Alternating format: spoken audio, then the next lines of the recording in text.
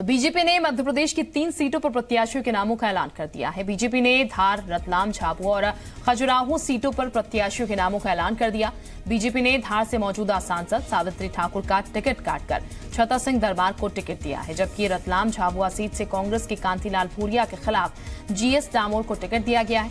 GS Damor फिलहाल झाबुआ से विधायक है। 2018 की विधानसभा में जीएस डामोर कांतिलाल भूरिया के बेटे विक्रांत भूरिया को हराया था। इसके अलावा सबसे ज्यादा चौंकाने वाला नाम खजुराहो से सामने आया है। बीजेपी ने खजुराहो से बीडी शर्मा को टिकट दिया है। संघ के करीबी माने जाने वाले बीडी शर्मा का मुकाबला यहां कविता सिंह नाती राजा से होगा। इन नामों के साथ बीजेपी ने एमपी की कुल 24 सीटों पर प्रत्याशियों के नामों का ऐलान कर दिया, लेकिन अभी 5 सीटों पर प्रत्याशियों के नाम होल्ड रखे गए हैं। इसमें भोपाल और इंदौर भी शामिल हैं। इन 5 सीटों पर इंदौर और भोपाल जैसी हाई प्रोफाइल सीटें शामिल हैं। तो आपको बता दें, फिलहाल 3 उम्मीदवारों के नामों का ऐलान किया गया है।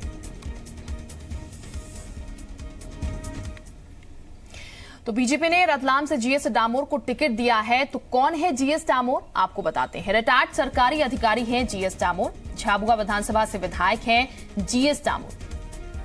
2018 के विधानसभा चुनाव में कांतिलाल भूरिया के बेटे विक्रांत भूरिया को उन्होंने मात दी थी। और अब बात खजुराहो से बीजेपी प्रत्याशी वीडी शर्मा की। वीडी शर्मा ने टिकट के ऐलान के बाद एमपीसीजी से खास बातचीत की और भरोसा जताने पर पार्टी आलाकमान का धन्यवाद किया।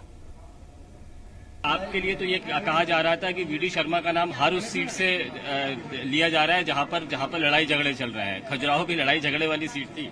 देखिए, कोई लड़ाई झगड़े नहीं है। भारतीय जनता पार्टी के सभी कार्यकर्ता मिल करके इस चुनाव को देश के लिए जीतने के लिए हम सब लोग लगे हैं। माननीय मोदी जी के नेतृत्व में, माननीय अमित शाह जी के नेतृत्व में हमारा प्रदेश का जो नेतृत्व है, लग करके हम 29 सीटें जीते, ये हमारा लक्ष्य है। अच्छा, ये भी समझा जा रहा था कि संघ, आप मतलब संघ समझा जाता है, संघ के चेहरे हैं आप। भोपाल सीट पर संघ ने पूरी ताकत लगा कर रखी है। आपको ऐसी सीट पर क्यों भेजा गया जहां पर बहुत ज्यादा मारकाट मची हुई है टिकट को लेकर? देखिए, मैं एक ऐसा कार्यकर्ता हूं, संगठन हमको जो आदेश करता है वो हम करते हैं। और मैं तो सिपाही हूं, मुझे कहा कि ये यहाँ जाना है, मैं वहाँ जाके काम करूंगा। मुझे चुनाव लड़ने की बात की तो मैं चुनाव लड़ने के लिए आ गया, और मुझे यहाँ कह दिया वहाँ जाना है तो मैं वहाँ जाऊंगा। इस बार इस सिपाही को बहुत चुनौती मिलने वाली है अपने ही घर में।